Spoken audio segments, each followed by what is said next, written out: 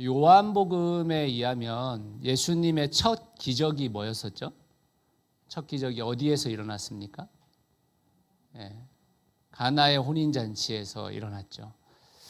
가나의 혼인잔치라는 것은 하나님 나라의 온전한 회복을 혼인잔치에 비유해서 예수님께서 오신 이유가 우리를 심판하시기 위한 것이 아니라 혼인잔치에 버금가는 기쁨을 주시기 위함이라는 것을 들려주기 위함입니다.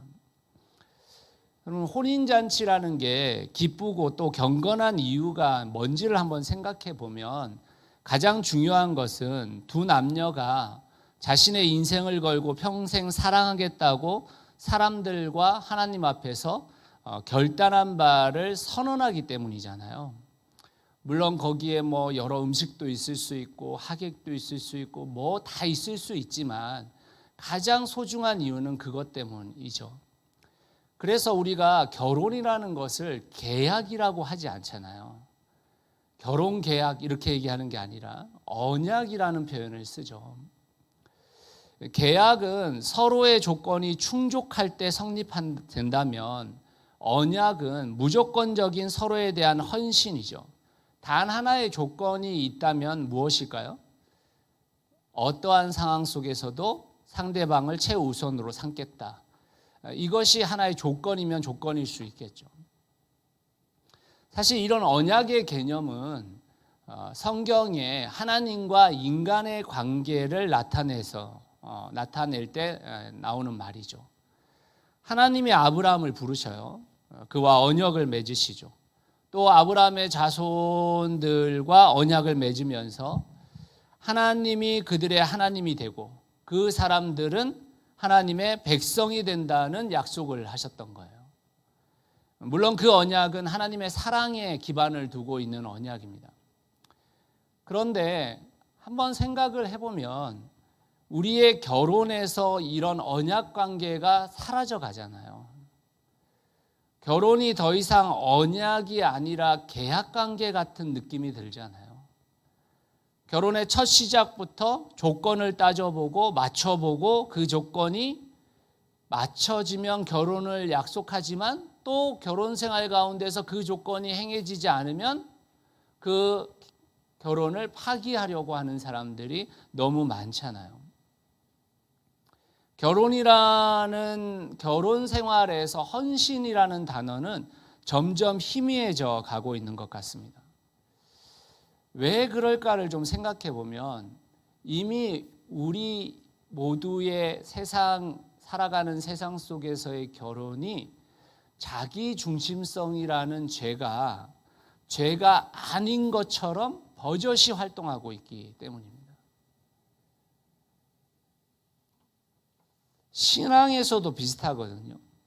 하나님과의 언약 관계라는 것은 사라져 가고 있죠.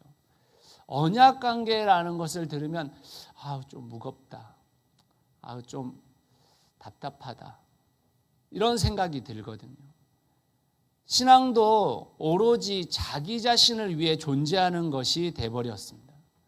신앙에도 자기 중심성이 최고의 가치인 양 자리를 차지하게 되었죠. 신앙인들은 언제부턴가 내가복음을 써내려가고 있습니다. 부부관계가 서로에 대한 헌신보다는 조건에 맞춰 결혼을 하고 상대방이 나에게 맞춰주기를 원하면서 언약이라는 개념이 무색해져 가는 것처럼 신앙도 내 욕망의 실현과 성경의 왜곡된 해석이 낳은 신앙인의 모습이 하나님과의 언약 관계로서 하나님께서 우리에게 할 바를 다 하셨는데 우리는 하나님께 할 바를 다 하지 않아도 되는 것처럼 이야기되는 그런 계약 관계가 되어버리고 있습니다. 다시 말하자면 언약이라는 신앙의 세계는 외면당하고 있는 것입니다. 여러분, 그리스도인이 된다는 것을 한번 생각해 보세요. 그리스도인은 자신의 죄를 깨달아요. 그리고 하나님의 구원이 자신에게 절실하게 필요하다라는 것을 고백하게 됩니다. 그때 우리를 위한 예수 그리스도의 죽으심의 의미를 발견하게 되죠. 그래서 그분을 우리의 마음에 받아들여요. 그리고 하나님과의 인격적인 관계가 시작됩니다. 그것이 거듭남이죠.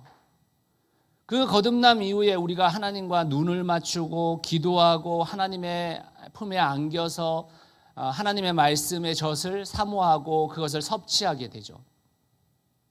이렇게 예수를 주로 고백하게 돼서 새로운 생명이 시작되어지면 하나님과의 언약 관계 안으로 들어가는 거거든요. 그런데 그 언약 관계로 들어간 것에서 끝나지 않아요. 뭘 하게 되는 거냐면 로마서 10장 10절 말씀을 같이 한번 읽어볼까요? 같이 한번 읽어보겠습니다. 시작. 사람은 마음으로 믿어서 의에 이르고 입으로 고백해서 구원에 이르게 됩니다. 성경은 우리의 마음을 굉장히 소중하게 여기죠. 그래서 여러분이 잘 아시는 말씀 중에 주님께서 사람의 외모를 보지 않으시고 그 중심을 보신다고 얘기하잖아요. 그 중심이 마음이잖아요, 마음. 그런데 이렇게 마음으로 믿으면 끝나는 게 아니고 그것을 입으로 고백하라고 이야기하는 겁니다. 고백해야 한다라고 말하죠. 우리 내면에 내린 소중한 결단을 사람들 앞에서 선언해라 이렇게 이야기하는 것입니다. 그 선언이 뭐예요?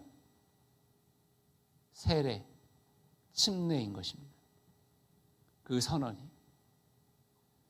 침례식은 이런 면에서 하나님과 언약을 공개적으로 선언하는 일종의 결혼식이라고 할 수 있는 거예요. 여러분, 우리가 결혼하고 나서부터, 결혼식 하고 나서부터 사랑하는 게 아니죠. 그죠? 이미 사랑하는 관계가 형성되어 있기 때문에 결혼식을 하잖아요. 그렇죠? 결혼 그렇게 하셨죠? 네. 그거 아닌 거 아니죠? 네. 침례식이 똑같은 거예요. 하나님과의 언약 관계 안으로 들어와서 그분과의 사랑이 이루어지고 난 이후에 우리가 침례식을, 세례식을 하는 거거든요.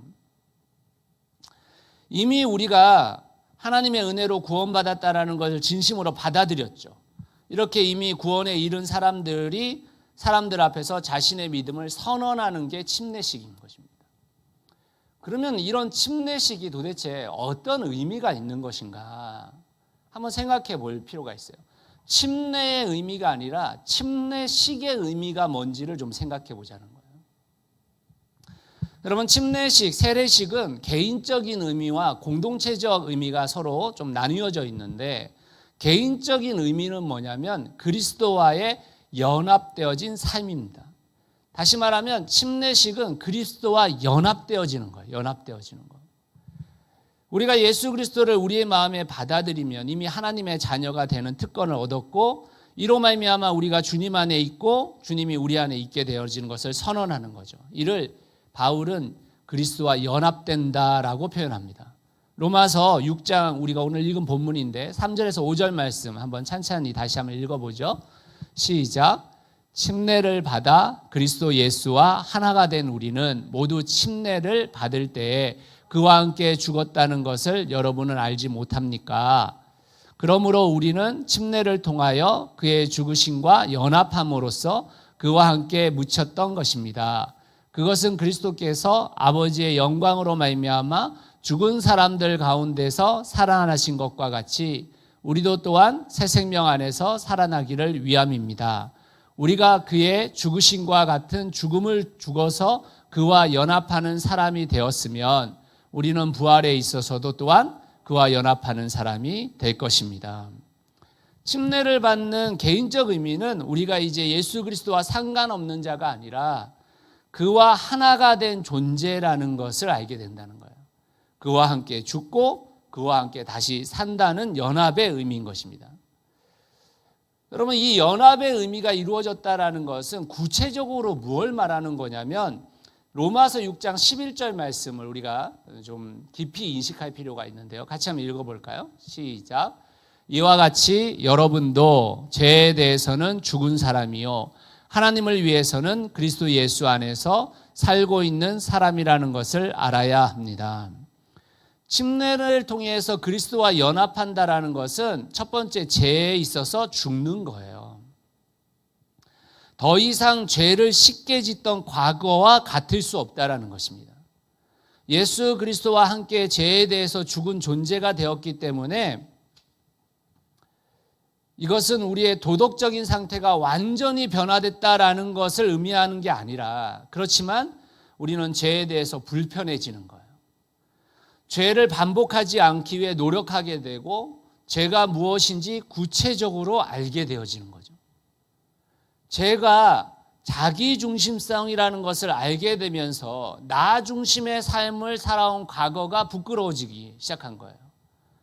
나 중심으로 살려고 하는 오늘의 선택에 주춤하게 되는 것입니다. 과거에 내가 살아왔던 방식이 하나님이 기뻐하시지 않는다라는 것을 매일의 삶을 통해서 더 알게 되어지는 거예요.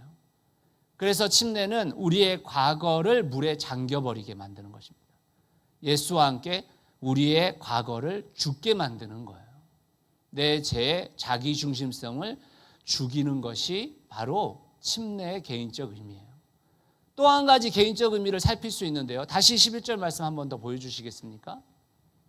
그것은 하나님을 위해서 사는 거예요. 하나님을 위해서. 침례를 통해 우리의 과거와 다른 현재의 삶을 사는 거잖아요. 하나님을 위해서 살게 된다라는 것이거든요. 하나님께서 우리를 통해 이루고자 하시는 것이 무엇인가 늘 생각하게 되는 거죠. 하나님을 위해서 어떤 선택을 할 것인가 고민하게 되고 그 선택을 함으로 인해 생겨지는 고난도 감수하게 되는 것입니다. 점점 성경을 통해 예수님의 삶을 어떻게 이 땅에서 살아낼지를 고민하고 한 걸음씩 걸어가 보게 되는 것이죠. 하나님을 기쁘시게 하는 일이 뭘까? 하나님이 내 곁에 두신 이웃들에게 어떤 존재로 살아갈 것인가? 이런 것이 계속 고민되어지는 것입니다. 이렇듯 침례라는 것은 그리스도와 연합되어지는 것인데 그 연합은 죄를 죽이고 다시 하나님을 위해서 내 삶을 살아내는 것을 의미하는 거예요. 그게 바로 침례식의 의미입니다. 그렇다면 침례의 공동체적인 의미는 무엇인가? 그것은 하나님의 가족으로서의 삶을 사는 거예요. 침례를 받는 것은 개인적인 의미만 있는 게 아닙니다. 우리가 그리스도 안에 속하게 되었을 때 그것은 단지 나 혼자만 그렇게 된 게 아니잖아요. 분명히 나와 하나님의 관계가 변하면서 내가 그분의 아들, 딸이 된 것이지만 그와 동시에 하나님의 자녀가 된 것이고 하나님의 백성이 된 것이죠. 그래서 그리스도 안에서 이미 하나님의 자녀된 사람을 만나게 되는 거예요. 우리는 우리의 개인 결단과 고백을 통해 주님의 자녀가 되지만 주님의 자녀가 되는 동시에 하나님의 가족이 되어지는 것입니다. 즉 우리 모두가 한 아버지의 사랑을 받고 그를 섬기는 가족이 되어지는 것이죠. 여러분, 침례를 받는다라는 것은 이렇게 우리 자신이 더 이상 영적으로 고립된 존재가 아니라는 것을 알게 되어지는 거예요. 이 하나님의 가족이 바로 교회 공동체죠. 교회 공동체에 속하게 되었다는 것은 단지 개념적으로 그렇게 되었다는 게 아니에요. 실제로 각자 독특함과 다양성을 가지고 살아가는 형제 자매들과 한 가족이 되었다는 것을 의미하는 거예요. 교회 공동체가 된다는 것은 기독교라는 제도권 안으로 들어왔다라는 뜻이 아니에요. 교회라는 어떤 조직에 속했다라는 게 아니에요. 실제로 서로 사랑하고 이끌어주고 보호해주면서 함께 싸우고 함께 꿈꾸는 사람들의 공동체에 속한 것을 의미하는 것입니다. 여러분, 이 세상은 개인주의가 정말 팽배해져 있잖아요. 그런 문화를 살아가면서 우리의 영성도 개인주의적 성향을 띠는 경향이 많아졌고 교회 역시 제도와 조직이 공동체성보다 앞서는 경우가 적지 않습니다. 이런 이유로 많은 사람이 신앙을 개인적인 문제로 생각해요. 그러나 성경을 조금만 읽어보면 우리는 우리의 신앙이 결코 개인적인 영역, 즉 우리의 마음속에서만 일어나는 것이 아니라 하나님의 가족과 함께 세상 속에서 살아가는 것임을 알게 되어집니다. 어떤 신앙인들은 이런 생각을 갖는 분들이 많아요. 내가 개인적으로 신앙이 성숙해야 그래야 가족도 이루어지지라고 생각하는 분이 있습니다. 여러분 성경을 읽어보세요. 그것은 동시다발적인 것이지 순서적인 게 아니에요. 여러분 우리 개인의 신앙이 우리가 생각해서 성숙해졌다라고 생각될 때가 언제예요? 제가 생각할 때 세상 끝날 때입니다. 그렇지 않으세요? 여러분의 신앙이 정말 여러분들이 보시기에 예수 그리스도를 닮은 그 삶으로 성숙해져 간 때가 언제입니까? 오늘 그랬다가도 내일 안 그런 게 우리들인데 저만 그런가요? 우리의 개인의 신앙이 우리가 원하는 성숙함으로 간다라는 개념을 잘못 이해하고 계시는 거예요. 그 성숙함은 공동체 안에서 얼마나 내가 성숙함을 발휘하느냐의 문제인 거예요. 공동체가 없이는 내가 성숙해져 가지 않습니다. 그건 동시다발적인 것입니다. 이런 의미에서 침례는 단지 우리 개인의 주님과 언약 관계 속으로 들어가고자 하는 고백만이 아니에요. 이 언약 공동체에 들어왔다라는 것을 선언하는 일입니다. 실제로 구약 시대부터 하나님의 언약은 늘 개인적인 결단이 필요하긴 하지만 또한 언약 공동체 속에 속한다라는 것을 뜻하고 있습니다.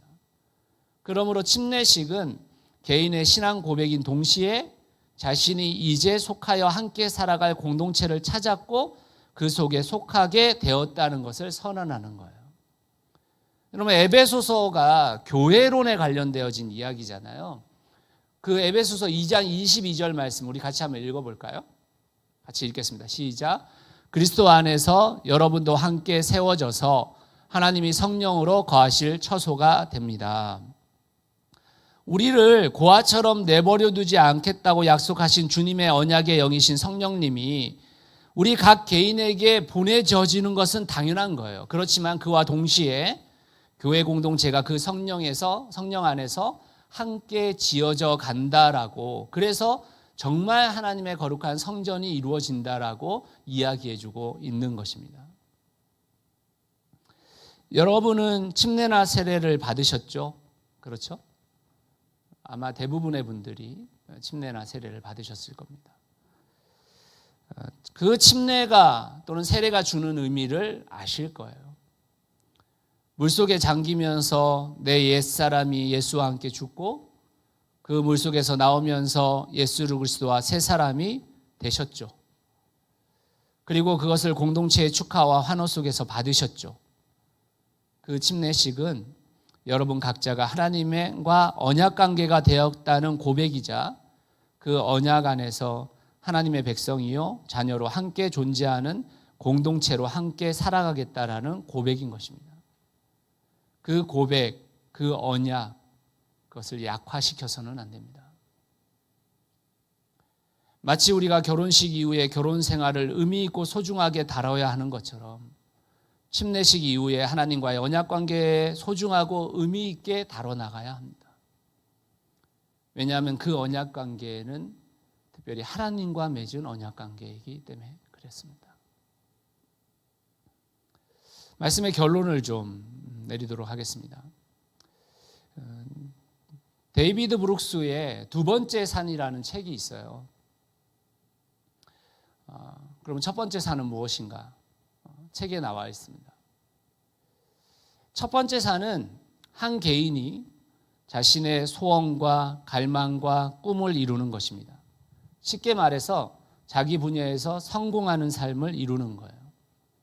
그러나 그 산은 행복을 줄 수 있을지는 몰라도 기쁨을 줄 수는 없다라고 저자는 이야기합니다. 여기서 행복과 기쁨이 뭔 차이가 있어요? 이렇게 묻지는 마세요.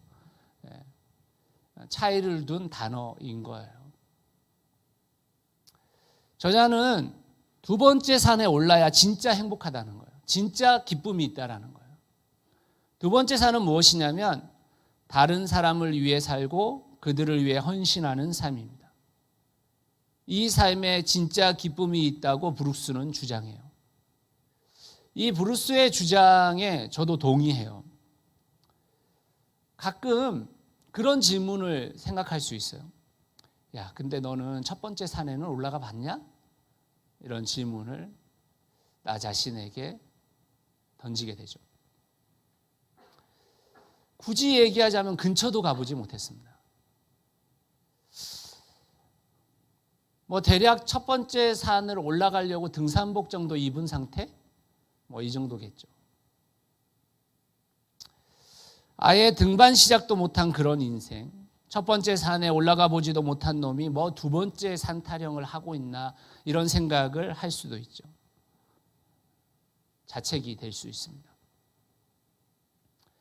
그때 여러분, 나폴레옹의 음성을 좀 들어보실 필요가 있어요. 그 산이 아닌 게벼. 나폴레옹이 그렇게 이야기했다잖아요. 아마 첫 번째 산에 도달한 모든 인생이 말하는 단어일 겁니다. 그 산이 아닌 게벼. 우리의 기도, 소원, 꿈은 많은 경우 첫 번째 산에 오르는 것을 설정해 놓았습니다. 그것을 위해 살고 있고 그것을 위해 죽죠. 사실은 우리의 모든 삶들이 지쳐있고 얼굴이 노랗게 떠있죠. 왜 그럴까요? 양식 아닌 영혼의 양식 아닌 것을 영혼의 양식으로 삼으니까 다들 파리하고 맛이 가는 것이 당연한 것입니다. 모든 것을 희생하여 올라가 봐야 별거 없는 그 산을 향해 어리석은 우리는 오늘도 오르고 있죠. 오르지 않고 깨닫든지 오르고 나서 나폴레옹의 음성을 듣든지 둘 중에 하나를 해야 되는데, 사랑하는 여러분, 혹시 여러분이 첫 번째 산에 오르지 못했을지라도 그 산을 포기하고 두 번째 산에 오르세요. 하나님의 시각에서 보면요, 첫 번째 산에 오르지 못한 것이 시간 절약, 에너지 전략이에요. 그게 은혜예요. 그게 감사 제목이에요. 내가 첫 번째 산을 위해서 힘쓰고 애쓰고 고통스럽게 살아가지 않았다는 게 얼마나 큰 은혜인지 모릅니다. 두 번째 산에 오른 인생이 진짜 자기 소명을 이룬 사람이고 자기 인생을 제대로 살고 있는 사람인 것이죠. 침례와 세례는 두 번째 산을 오르려고 그 산 앞에 등산복을 입고 등산화에 신발끈을 묶고 있는 것입니다. 많은 사람들이 그 두 번째 산에 오르려고 야심차게 준비를 해요. 근데 오르려고 할 때 우리에게 전화가 오죠. 지난주 종합검사를 받은 결과에 충격을 받기도 하고, 부모님이 쓰러졌다는 소식을 듣기도 하고, 자녀의 시험 성적 소식을 듣기도 해요. 어떤 전화는 갑작스러운 관계 어려움을 토로하면서 결별을 선언하기도 하죠. 사회 전반적인 흉악한 사건 사고가 들려오기도 하고, 때로는 이렇게 해서 첫 번째 산에 올랐다는 환호성을 듣기도 합니다. 그래서 많은 경우 그 두 번째 산 앞에서 다시 돌아서거나 주저하게 되죠. 우리 중에는 지금 그 두 번째 산을 오르고 있는 사람도 있고, 그 산 앞에서 준비하고 있는 사람도 있고, 그 산 앞에서 돌아서서 내려갔다가 다시 그 산에 서지 못하는 채 살아가는 사람도 있습니다. 아니, 첫 번째 산을 겁나게 오르고 있는 사람도 있겠죠. 우리의 인생 앞에 놓여진 수많은 문제들은 우리가 두 번째 산에 오르는 것을 막아서기도 합니다. 그러나 잘 생각해 보세요. 우리 인생 모두가 겪고 있는 그 문제들이 우리들에게 들려주고자 하는 것은 무엇일까요? 인생의 쓴맛을 경험하고 있는 그 시간에 왜 우리에게 이렇게 자주 그리고 가까이 그 음성이 들리는 걸까요? 이것은 첫 번째 산이 덧없음을 우리에게 이야기하고 있는 겁니다. 우리의 인생이 아둥바둥 첫 번째 산을 향해 달려가고 있을 때 우리를 멈춰 세운 것입니다. 그리고 두 번째 산으로 초대한 것이죠. 저는 요즘 그런 생각을 가끔 해요. 어느 날 나도 암에 걸렸다는 소식을 듣게 될 것이라는 생각을 해요. 어느 날 나도 가족 중에 누군가가 우리 곁을 떠나가게 되었다는 소식을 듣게 될 것이라 생각합니다. 어느 날 여전히 자식의 성적표에 좌절할 것이라고 생각도 들고, 세상의 불합리함과 교회의 타락함은 앞으로 계속 우리에게 전화기에 울려 퍼질 겁니다. 그때 우리는 세상의 많은 사람들처럼 첫 번째 산을 오르기 위해 발부등 친 것을 후회할까? 아니면 두 번째 산을 올라가고 있는 우리의 모습 속에서 바른 선택을 했음을 다시 확인하게 될까? 그것은 지금 우리가 진정한 침례식 앞에 서 있는지 아닌지를 보면 됩니다. 신앙이라는 것은 두 번째 산에 오르는 거예요. 세례식과 침례식은 다른 일을 섬기고 그들을 위해 헌신하는 두 번째 산을 오르겠다라는 결정이에요.